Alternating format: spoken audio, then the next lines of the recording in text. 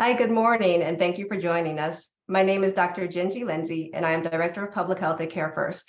I would like to welcome you all to today's discussion on how to promote the affordability of prescription drugs and advance health equity. There is broad agreement that prescription drugs should be affordable and accessible to all, yet drug prices continue to rise at an unsustainable rate. Our citizens are struggling to afford their medications, often having to go without, which can have dire consequences. We've seen examples of this highlighted in the news. With the rising cost of insulin, a drug that is critical to the livelihood of millions of people with diabetes, individuals have had to ration or skip doses altogether as they cannot afford an adequate supply. And we know what ensues next is preventable emergency room visits, hospitalizations, and even deaths, all at a high cost to our society. While a few drug companies have tried to address this crisis by reducing the list price of some insulin formulations, in 2021, CareFirst took action, implementing $0 cost sharing for preferred insulin for our fully insured members. As Americans face worsening economic strain amid rising inflation, access to affordable drugs is now more important than ever. Additionally, as drug manufacturers bring new medications to market, there is growing concern this will exacerbate health disparities, as accessing these new drugs will be determined by one's ability to pay. For example, when we think about a potential new gene therapy for sickle cell, a disease that predominantly impacts African Americans, there's consensus that cost will be a barrier. To ensure all people have access to prescription drugs and other therapies that help them not only survive, but also thrive, it's important to learn from and leverage innovative and equitable policies that work to lower costs and allow people to attain their optimal health. Today, CareFirst is pleased to convene this panel of experts to discuss ways we can improve affordability and drive better health outcomes. And with that, I want to introduce you to our moderator, CareFirst Vice President of Public Policy and Federal Affairs, David Schwartz. Thank you. Good morning. Thank you, Dr. Lindsay. Appreciate you opening us up today. Prescription drugs are becoming increasingly unaffordable. In fact, here at CareFirst, nearly 1 in every $3 that we spend on members' care is for a prescription drug. That means that we need to think holistically about how to tackle this issue, and that's why I'm excited that we're here today, and I'm honored to serve as the moderator. In my role at CareFirst, I oversee our public policy portfolio and our federal engagement. As the former Chief Health Services Counsel at the United States Senate Committee on Finance, I understand firsthand how difficult making policy in this area can be, as do all of our panelists today. Access to affordable prescription drugs continues to be an important area of public concern with bipartisan consensus on the need for change. Without reform, the pipeline of expensive new specialty drugs will further reduce access to needed medications for our members and potentially exacerbate existing health disparities. However, there has been some progress. Recently, at the federal level, passage of the Inflation Reduction Act, or the IRA as it's known, allows Medicare to negotiate the price of certain prescription drugs. CareFirst supported that policy and continues to advocate building upon it to reduce drug costs for more patients.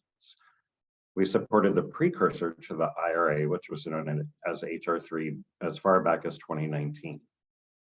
CareFirst has also advocated for successful reforms at the state level to reduce drug costs, including our participation on the Maryland Prescription Drug Affordability Board Stakeholder Council and our partnership with the DC Health Benefit Exchange to implement $0 insulin and diabetic supplies. In thinking about the most important aspect of any policy, which is the impact on patients, we must continue to sound the alarm of the burden the lack of affordability has on our community from both a health outcomes and a financial perspective. Core to CareFirst's not-for-profit mission is the facilitation of access to affordable, high-quality, and equitable healthcare coverage for all. To discuss the opportunities and challenges of increasing access to affordable prescription drugs, we are joined by 3 expert panelists today. I'll briefly introduce them and ask them to share a thought or two about their connection to the topic we're here to talk about today. Before I do that, I do want to encourage our audience members to make use of the question and answer feature throughout this webinar. We obviously have a lot to cover, but encourage Q&A, so please feel free to use that. So I'm thrilled to introduce our panel. First, we have Purvi Kempf, who is the Deputy Executive Director at the DC Health Benefit Exchange. Purvi first joined the DC HBX as the Deputy General Counsel back in 2013 and has served as the General Counsel and Chief Policy Advisor since early 2014. Prior to that, she served as Senior Counsel for Health Policy at the Committee on Energy and Commerce in the U.S. House of Representatives and helped negotiate provisions on multiple bills, but most notably the Affordable Care Act. Prior to working on Capitol Hill, Purvi spent several years in private practice. We look forward to hearing her perspectives on opportunities to advance health equity as part of the debate on prescription drugs. Good morning, everybody. Thank you for having me here today.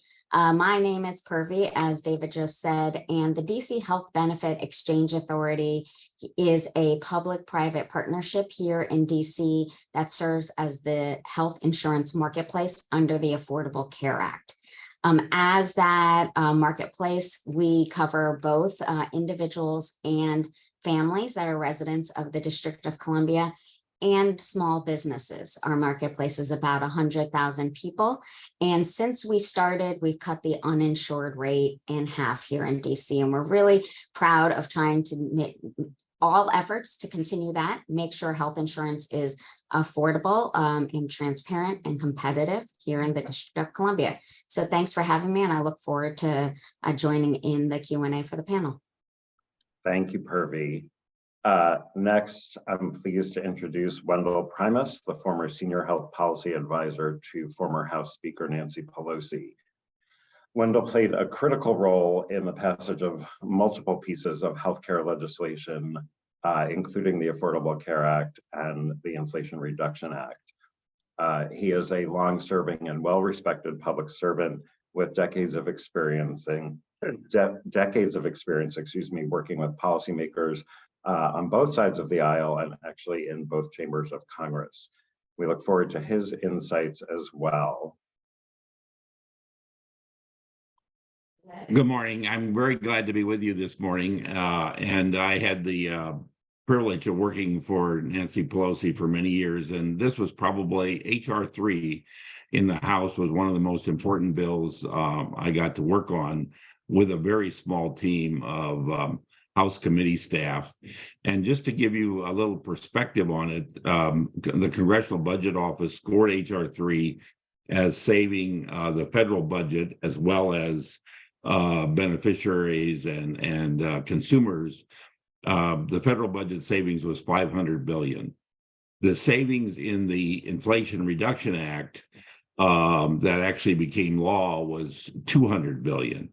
So there is a lot to build on, is my opening comment, and I welcome and honored to be on this panel. Great. Thank you, Wendell. And finally, I'd actually like to welcome Andrew York back to a CareFirst webinar. He was kind enough to participate on one last year. Andrew is the Executive Director of Maryland's Prescription Drug Affordability Board, which was created in 2019 and is charged with making drugs more affordable for both taxpayers and patients in the state. Prior to leading the nation's first Prescription Drug Affordability Board, Andy worked on prescription drug payment policy and pricing reform at the Centers for Medicare and Medicaid Services. Andy is a double threat because he is both a lawyer and a pharmacist, but we look forward to hearing his unique perspective on the on the role of states and other stakeholders in making prescription drugs more affordable. Great. Yeah, thanks so much for letting me join this morning. So as you mentioned, I'm joining from the Maryland Prescription Drug Affordability Board, which is an independent state agency dedicated to making prescription drugs more affordable for Marylanders. We were the first in the nation, and we can look at a number of different policies to provide or make prescriptions more affordable at the state level. If you've heard of us, it's probably because of our authority to set something called upper payment limits. And we do that through also doing cost reviews. I'm sure I'll go into that a little bit later in the presentation. But then also we're trying to serve as the subject matter experts for all of our policymakers at the state level, because this is an issue that states continue to work on, putting out different legislation to address different issues in the drug market.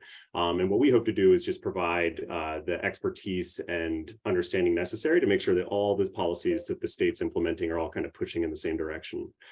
Prior to this, I was working at CMS and HHS on the drug pricing blueprint, where I worked on the rebate rule. I also worked on the direct consumer advertising rule, and then also co-led the most favored nation model, which was an index pricing model, but was very excited to come down to the state level because I think where they are the laboratories of democracy, they're also the laboratories of health policy. So excited to share our experience today. Well, great. We really appreciate all of you joining us today. And I will start us off with the first question. And I think I'd like to start with you, Wendell. The IRA represents the greatest reform of Medicare's Part D prescription drug benefit since that benefit came online close to 20 years ago at this point, but also arguably to prescription drug policy writ large. As the IRA is beginning to be implemented and with bigger changes on the horizon, how do you think it will impact future trends in drug prices and out-of-pocket spending? And do you think these reforms will really only impact Medicare, or will they trickle down and out into other markets, particularly the commercial market? Well, I'm very hopeful that it will have a big impact on drug prices.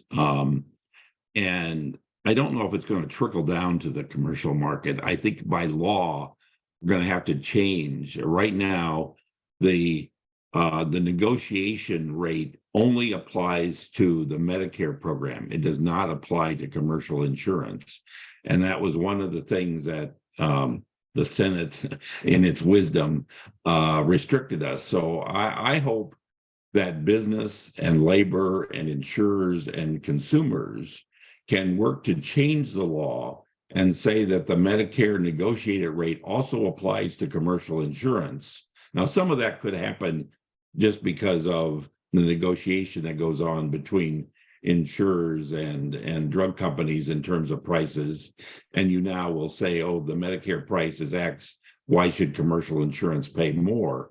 But I think I would really hope that business and labor and a coalition can work to change the law so that the Medicare negotiated rate applies to commercial, as well as the inflation rebate. Right now, another important component beside the negotiation rate was the fact that prices cannot rise faster than inflation. But again, that only applies to the Medicare market. It does not apply to commercial insurance. So, and the Biden administration is advocating for that on the Hill. It was part of the Biden budget. So I hope both of those things, the law can change, and that aspect that applies to Medicare will also apply to the commercial insurance. Otherwise, I think we'll see a spread between what Medicare pays and what commercial insurance pays. So I'm going to give Purvi and Andy a chance to chime in, but I will say that CareFirst supports the expansion of those policies to the commercial market. But Purvi and Andy would love to hear your thoughts.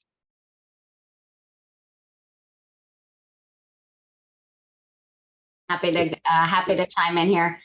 So, I mean, prescription drug costs, like the deductibles all the way around, they really put a pressure on people accessing healthcare. We already know that we have questions, and we are addressing them in different ways, one by one. Should you have even deductibles apply to prescription drugs? Knowing that prescription drugs in so many arenas have such a strong way to keep down other healthcare costs, anything we can do to make prescription drugs more affordable is going to help everyone be healthier, access the care they need, and make sure that overall there's just a change in mindset of how you approach your healthcare and not making it first about the cost, but first about your health. So I think anything that Congress can do in that realm is going to be helpful. And while we wait for them to act, I think definitely states should be taking whatever steps they can. Great. Yeah, and I think from the state perspective, we're also very interested just to see how the federal work flows through the commercial market and what trickle effects there can be. I mean, one of the nice things about Medicare setting policy is they are the largest payer, and they really do kind of set the market in a lot of ways. A lot of commercial insurers kind of use CMS policy as kind of an anchor and then kind of build from there. So, I mean, you see this on the, medical benefit side with Part B drugs, B as in boy. So I do expect to see some kind of impact on the commercial sector and the private sector, and also within the state markets. And I'm just interested to see how that works. The other thing is federal work also gives cover to states on a lot of these issues. So now, setting an example that states can see how it works and understand how different things, are applied, I think just allows states to also consider comparable policies or implement their own versions of those policies. You can see a number of states now already trying to consider, mimicking the inflation penalties and things like that. So very interested to see how the federal work flows through the rest of the market. Yeah, so following up on that, the IRA, I think, also tried to tackle the impact of high drug prices on the more vulnerable communities, such as lower income beneficiaries and communities of color. So Purvi, from your perspective, how can we ensure lower costs for everyone while still considering certain demographic and social factors that actually might make it more difficult for certain communities to achieve access? And do you have any policy recommendations that would help promote health equity in the drug space? Yeah, absolutely. I mean, we know and we've seen again and again, and COVID was a perfect example of that playing out. There is racism in healthcare, and it is well beyond time that we take these steps and any steps we can to address the different health disparities that we see in outcomes and access. So here at the Health Benefit Exchange, we created a working group, the Social Justice and Health Disparities Working Group, which CareFirst was a part of, along with our other health carriers in DC Health Link. And everyone really stepped up to approve and come to consensus on recommendations to address that racism in healthcare. One component of that, and I say it was a very wide ranging report and a set of recommendations, but one component of that was to really hit at what we would call equity-based health design. So when you have health plans that treat everything the exact same, you are not going to have the equitable outcome, because there is inherently communities that can't access the care in the same way that others. So in those conditions that have a disproportionate impact in Black and Brown communities and other minority communities, we did take a step to say we want to eliminate cost sharing for the services for those conditions. We started with with diabetes. This is something that was building on work that was already going on both by CareFirst and others across the country in recognizing the very direct role insulin plays in maintaining your health, not ending up back in the hospital, warding off the long-term effects of diabetes.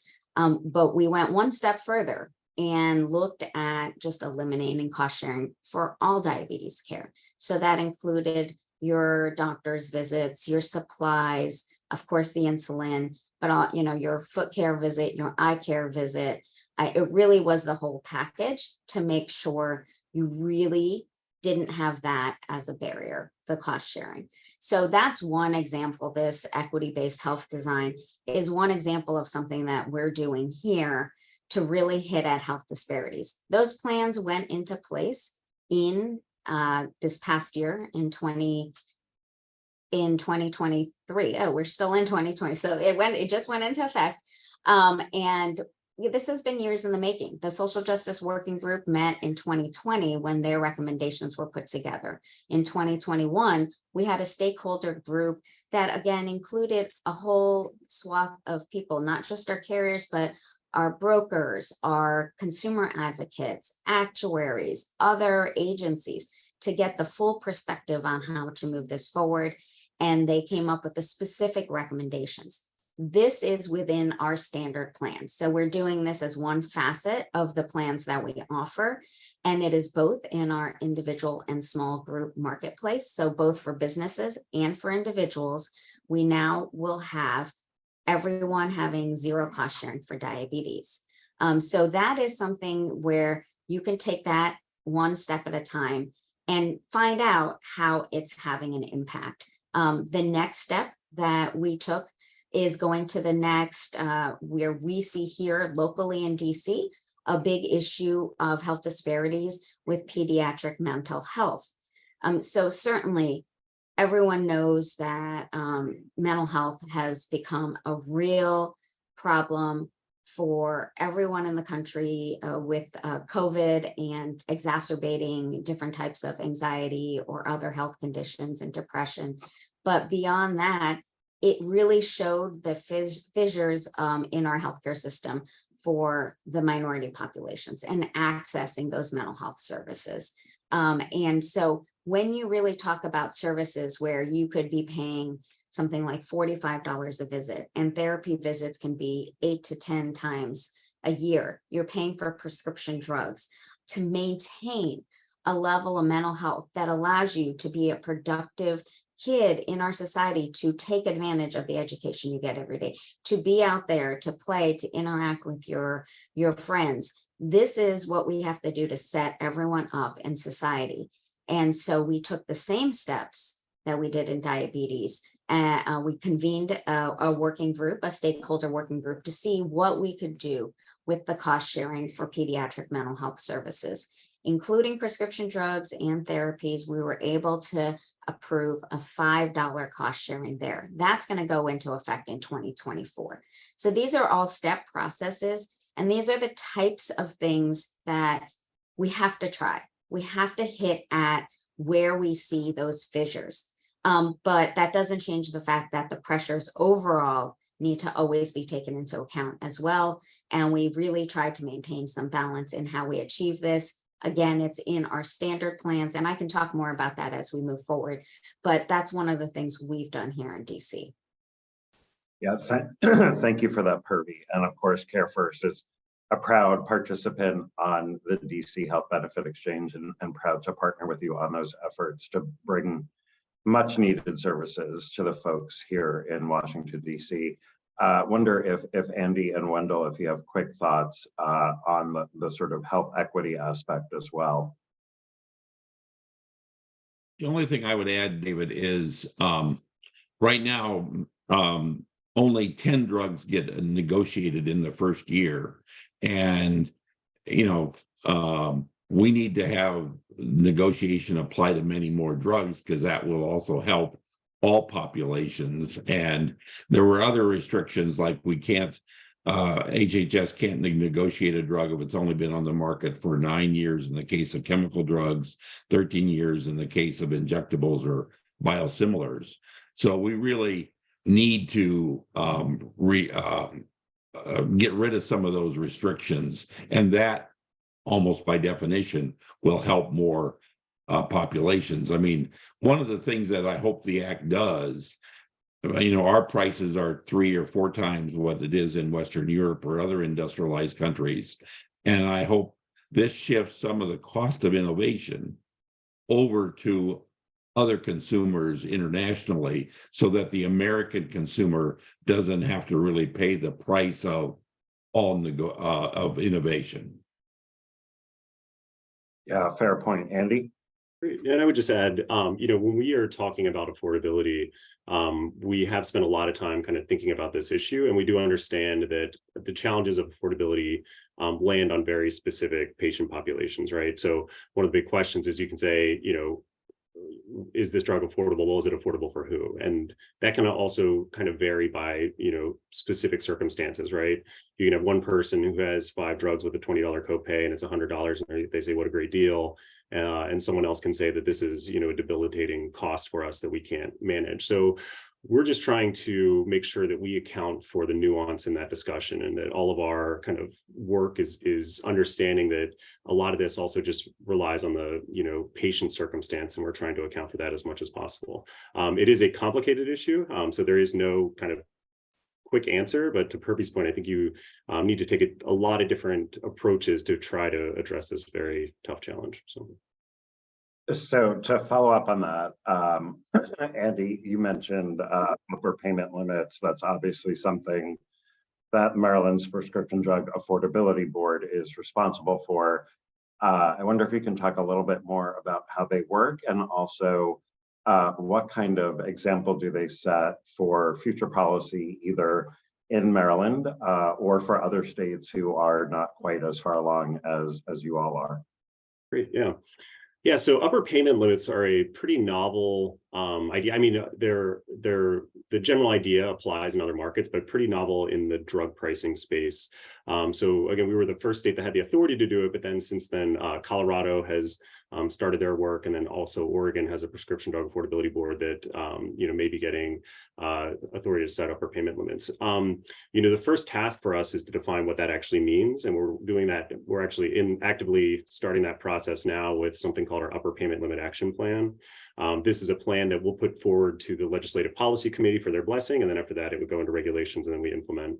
And as part of that plan, we have to identify which drugs would be subject to upper payment limits, how would you actually go about calculating a quote unquote upper payment limit, and then how would you get that to flow through the supply chain.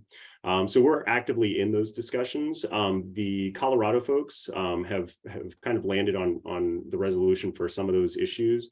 But I would just say that, I think this is a way that states can account for a number of different policies. So for example, as Wendell mentioned, the Inflation Reduction Act all applies to Medicare, right? That's a federal program. States don't touch that, but that also means that doesn't apply to state programs. So if states want to take advantage of other policies, this can be a mechanism to do that.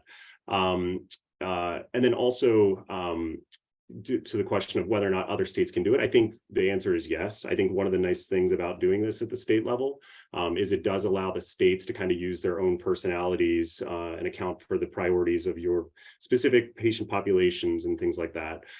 So, I'd imagine that, if these prescription drug affordability boards do continue to emerge, there'll be slightly different versions of what upper payment limits are. So, I think Colorado has their kind of outline of what that can look like. Ours may look a little bit different or align in certain ways, but that is one of the nice things about doing this at the state level is each state can kind of, put their own priorities and perspectives into those policies. And Andy, just as a follow-up for folks in the audience who may not be as familiar, we've talked about, and Purvi in particular highlighted, one of the tools the exchange used was to have $0 cost sharing. So that's a consumer-facing policy, but can you help us understand the difference between that and an upper payment limit, and sort of who is the payer that you're targeting and how that affects patients ultimately?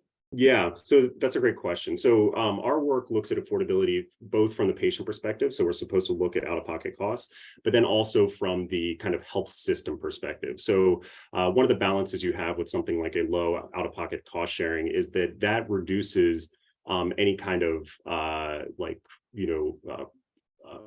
forces you would have on just the overall drug price going up, right? If a manufacturer knows that their drug's going to be $5 to the patient no matter what, then they can just charge whatever they want to the health insurer as a whole. So that's part of why you have these plan designs as you do, to kind of manage utilization and also use it as a negotiation tactic to keep the amount paid from the payer to the manufacturer in check. So that's the dynamic that we're working with. And then also I do have a bad habit of going down the rabbit hole. So I couldn't, there's multiple also steps and beyond just what we're talking about there. So at a high level, you want to make sure that these upper payment limits are flowing through the supply chain as intended. What you want to make sure that you don't have happen is that it kind of lands somewhere in the middle, right? The payer just pays the pharmacy less, but the pharmacy can't acquire the drug for less. So they're just on the hook. You want to avoid that. And there's a few different ways you can do that. One of the issues is it builds on some of the kind of dysfunctions in this drug market. So one of the big challenges that I see personally is the rebate system. where you basically have these very high gross spends, which the whole world sees, but then no one actually knows what the net spend is. And it just allows for kind of shell games that cause these problems. So, one thing you could do is you could take advantage of that system and kind of do it through back-end rebates. You see that in some of the kind of Medicaid drug cap programs out of New York and Massachusetts. You can also, it looks like what the IRA is proposing is some sort of kind of chargeback program that looks comparable to the 340B program. So if you want to kind of do it through these kind of back-end mechanisms, it seems like those exist. Or you can actually just try to do a wholesale change in the supply chain, which I think is kind of what the original intention was, where you do hope that the amount paid from the payer or the PBM to the pharmacy ultimately requires negotiation throughout the supply chain, so it flows through that way. So there's these kind of three big buckets. There's a lot of nuance to that discussion, and we ultimately haven't decided which of those three ways that we're going to go. But that is kind of the ultimate question of how these upper payment limits should be implemented. So long non-answer for you. No, but appreciate the clarification. Yeah. I want to give Purvi and Wendell a chance to weigh in as well.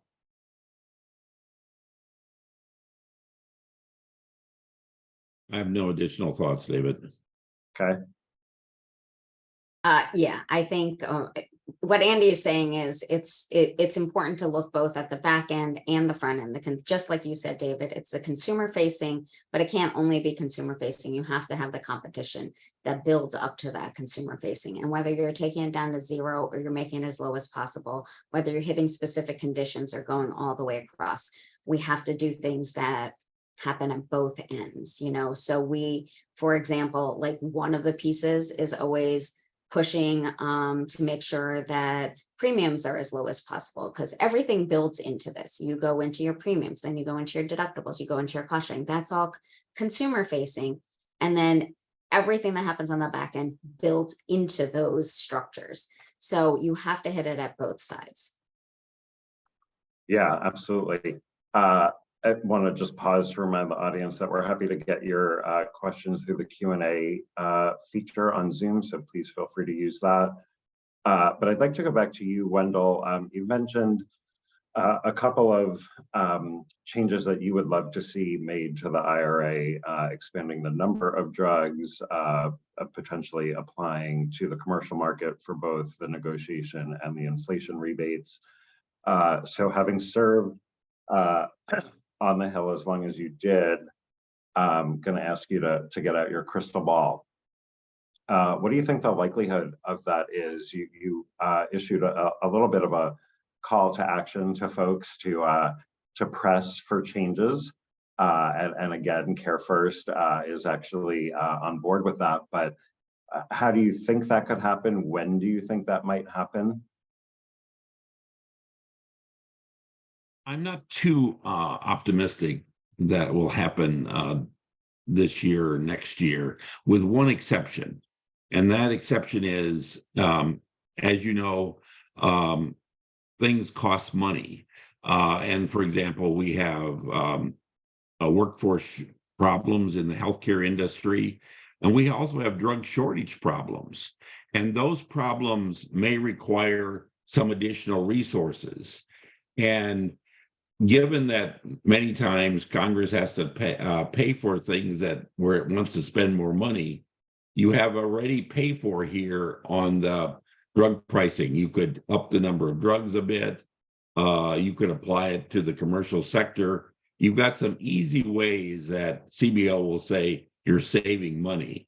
So again, to the extent that some of these problems are going to need additional resources, this is a ready pay for. Both the Republican staff on the Hill and the Democratic staff understand that this is a place where you could quickly go to find some money. And that may mean that we could see some changes. And I'm hopeful. So Andy, I saw you nod your head pretty emphatically when Wendell mentioned drug shortages. Wanted to give you a chance. Guessing you have something to say about that. Yeah, it's one thing I meant to discuss as part of the upper payment limits.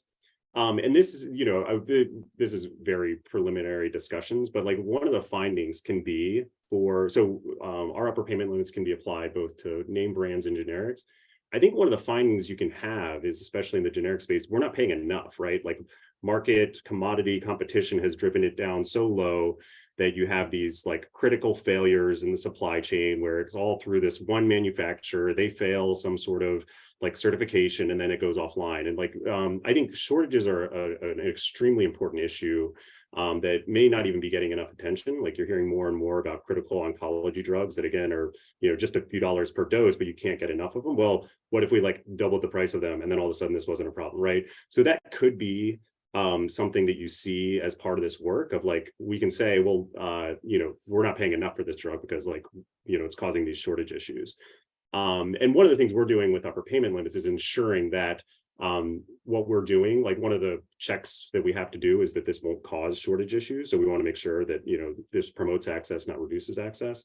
And then also drugs that are on shortage get special care. Either they're excluded from upper payment limits, or maybe you could use upper payment limits as a tool to try to address them in kind of a novel way. But again, I always try to make sure to be clear that it's not that, we're always trying to just reduce the price. There are situations where, we just want to have a functional supply chain where everyone has access to high quality drugs. So.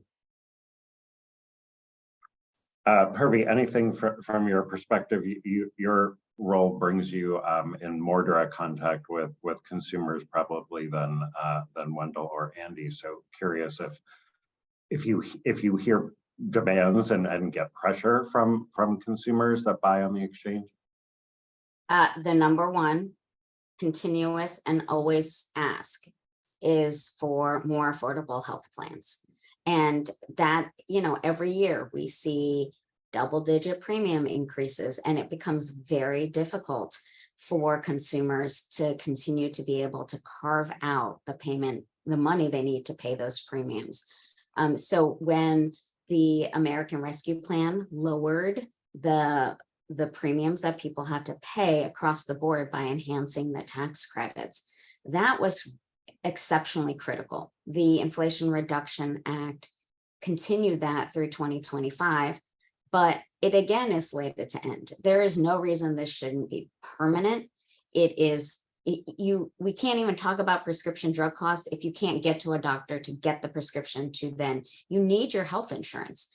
And so we know here, for example, in DC, people are saving an average of $468 a month because of the American Rescue Plan, additional over the Affordable Care Act. So the Inflation Reduction Act steps were extremely helpful and critical and necessary, but we absolutely need to make those permanent. What I would also say is the way it's structured, and the most important thing it did was take out the caps. It basically says wherever there are real pushes, whether it's the premiums are higher because of the geographic location and whatever's going on there, or your age is higher because all premiums are age rated. The oldest person pays 3 times as much as the youngest person. Whatever is making that premium more expensive, it allows you to have access to those tax credits, and they phase out naturally. And that was one of the most important things that the American Rescue Plan Inflation Reduction Act did. I would say what we continue to see an area of failure is our young people. Young people are eligible for tax credits, but they are getting a tax credit in the amount of 0. Because of their age and because of how it's structured, they're not really able to access the assistance of the tax credits. And there has to be more help there because, frankly, young people don't value health insurance the same way as people as they get older. And we know we need those young people in the market. We know we need them to maintain that overall premium to stay down because we need all of the healthy along with everyone else. And that was one of the basic tenets of the Affordable Care Act. You've got to bring everybody in. So unless we make sure that leg of the stool is firm with keeping those young people in, we really are going to continue to see the premiums go up. So age rating is in there. And because of that, we need to make sure we do something about making health insurance affordable for those, 20 somethings that otherwise might just choose to spend the money that they have to on rent and insurance and, car insurance or whatever else they have to spend their money pressures with. So I would say we just have to learn those lessons, and all of that ties to prescription drugs. As you can see, you can't get to those prescription drugs unless you can get to the health insurance. So those are super helpful comments, Purvi, and I think they actually show the some of the conceptual alignment that the DC HealthLink has with the carriers that participate. CareFirst similarly supported and continues to support making permanent the enhanced subsidies available under the originally under the American Rescue Plan Act. And the struggle from our perspective, and again, as a not-for-profit with a mission to meet all of our members where they are and provide them with high quality and affordable, equitable care. That is a struggle, right? And so no one yet has talked about squeezing the balloon, but I think you've all hit that concept because premiums reflect what the cost of care is. So to the extent that we struggle to provide robust coverage at affordable prices, it's based on what that coverage actually represents, right? Prescription drugs, obviously a very big part of it, but a full set of health benefits and all of the financial pressures that represents. So I think there's actually a lot of sort of overlap and alignment with all of our perspectives, but it does feel a little bit, right, like squeezing on a balloon. And I liked your earlier comment, Purvi, about you sort of go step by step, and I think everyone else agreed with that, and that's certainly the approach that we're taking. But that leads me to, ultimately a lot of how this will play out is really up to federal policymakers. All right, we've talked about the IRA as a very significant change in federal policy. I wonder, broader than just changes to the IRA, I wonder if you're all willing to go on record with what you would do with a magic wand if you could sort of control federal policy. What would you do to try to address mostly prescription drugs, but maybe even bigger picture, the affordability of healthcare? And before I turn it over to Wendell to kick us off, I'm going to remind you we've got less than 15 minutes left, so your magic wand can't go on forever. Well, to some extent, I've already mentioned it. I think if I had one thing to do would be to apply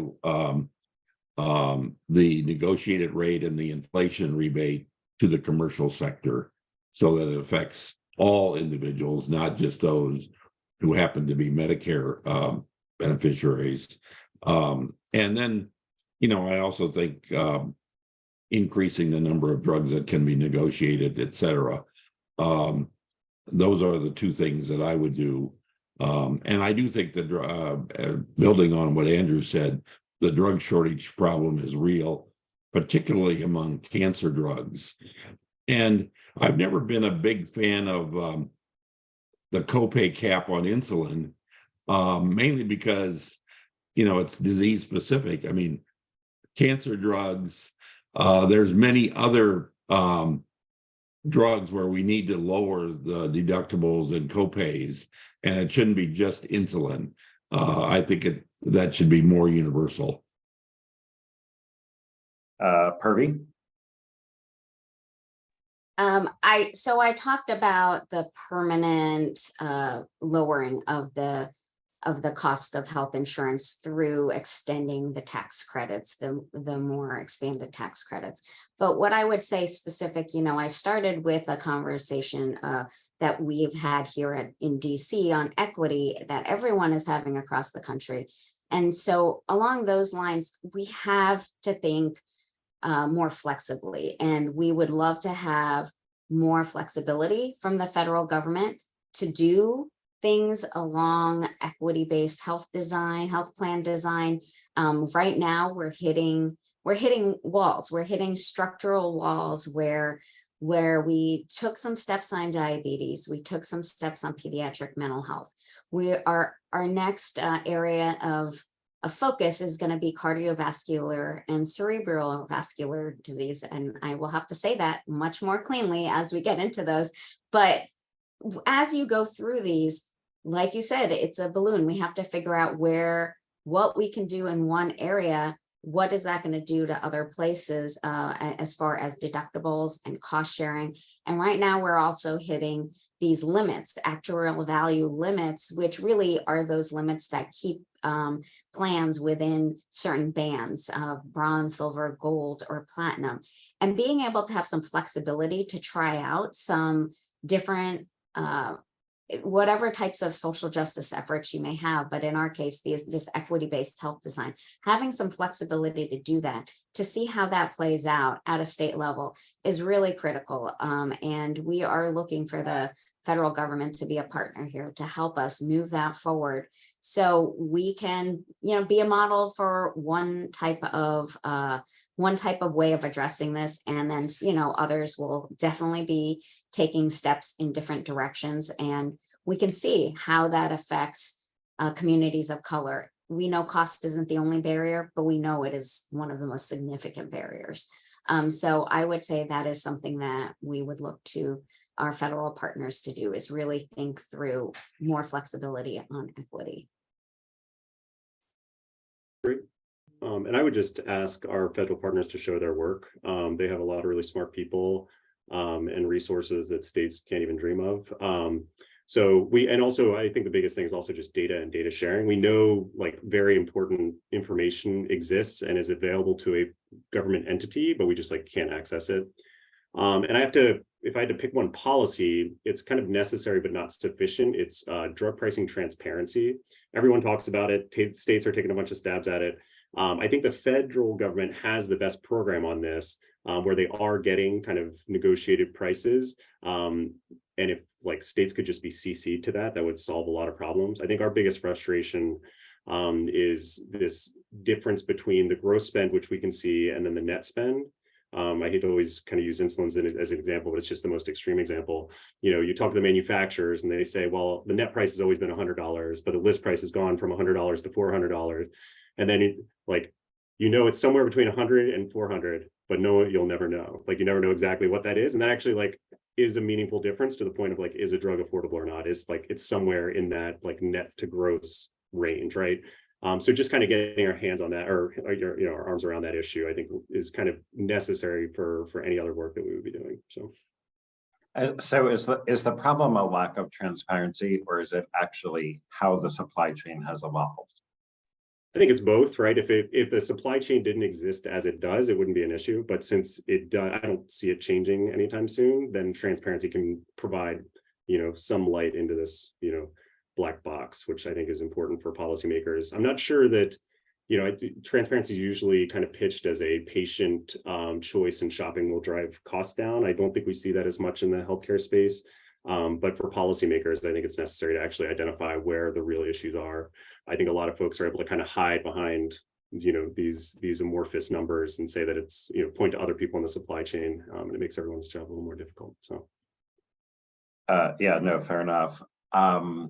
So wanted to ask, there's been in the news recently a lot of discussion about a potential Alzheimer's breakthrough, and the drugs, the names of which escape me, have gone through the accelerated approval pathway at the FDA, which I think was, well-intentioned to be a way to expedite, potentially significant treatments and potentially cures to the market. But we've now seen sort of a flip side of that, which is that some of these drugs are coming without a full review of patient safety.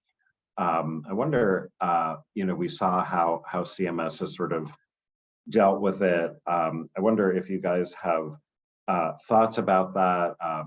Not necessarily calling balls and strikes, but what are the future implications? Should we still have an accelerated pathway, or is it so accelerated that we're not getting the complete information we need to make sure that only safe and efficacious products get out, or are there other ways that we can balance some of these concerns to make sure that certainly innovative treatments for long-standing conditions hit the market when they become available?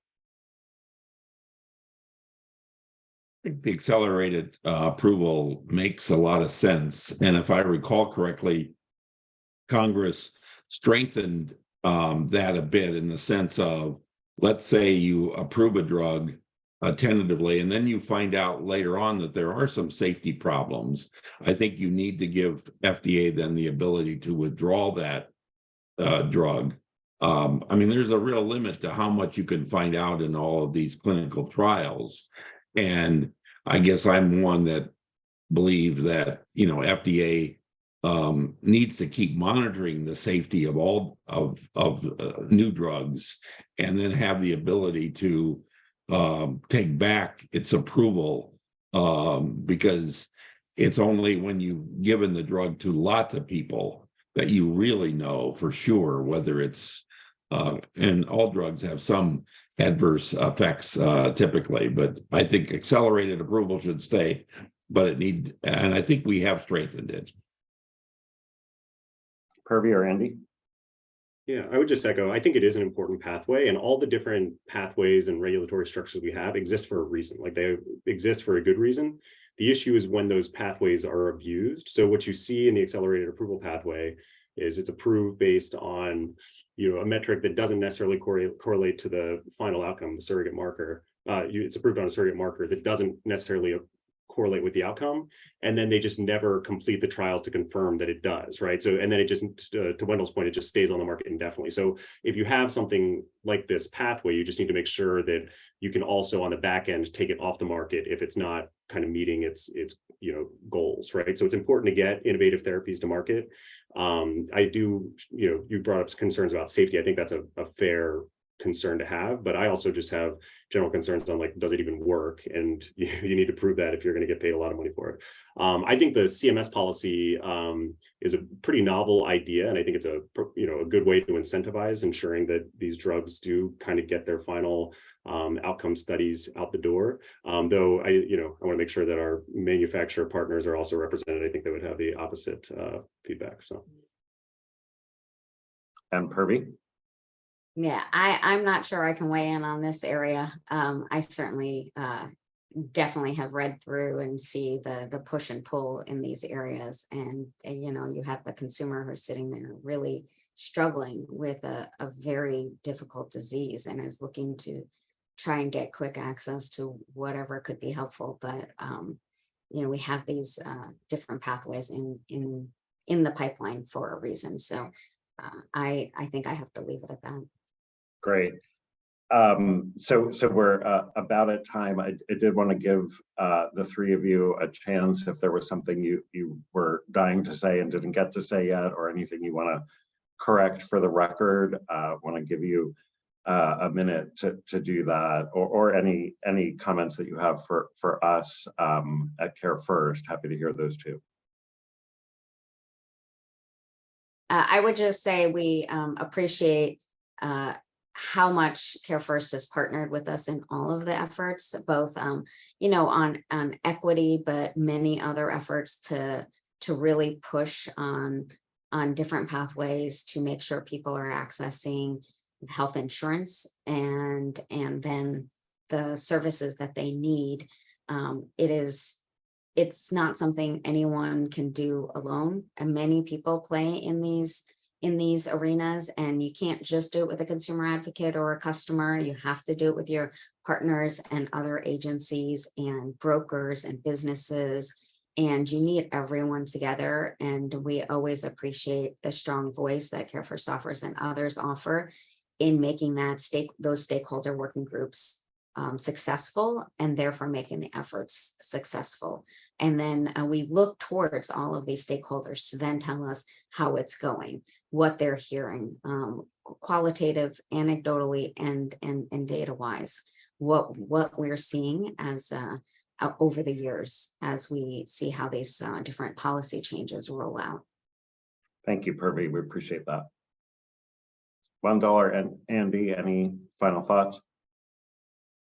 The only thing I would say is it's amazing how much strength pharma has on Capitol Hill. And a lot of my friends said, you know, you're never going to get negotiation across the finish line. And I'm so glad we did, but we really got to build on it. I'm very nervous about some of these lawsuits.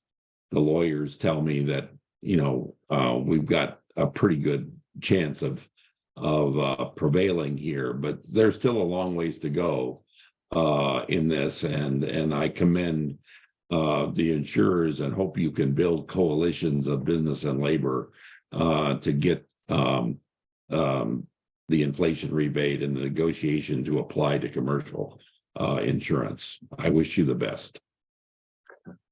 Thanks, Wendell. Andy, we'll give you the last word before I close this out. Yeah, no, I think I would just echo what both Purvi and Wendell had mentioned. To Purvi's point, you know, we can sit in our ivory policy towers and come up with all these great ideas, but it's ultimately the private sector partners that actually do the implementation and the operation. So obviously we couldn't do it without partners like you guys, and you know, we look forward to continuing to work with you. And then to Wendell's point, I don't think these issues in drug pricing are going anywhere. I feel like I've had these conversations probably for a decade now, and it seemed to be the exact same conversations.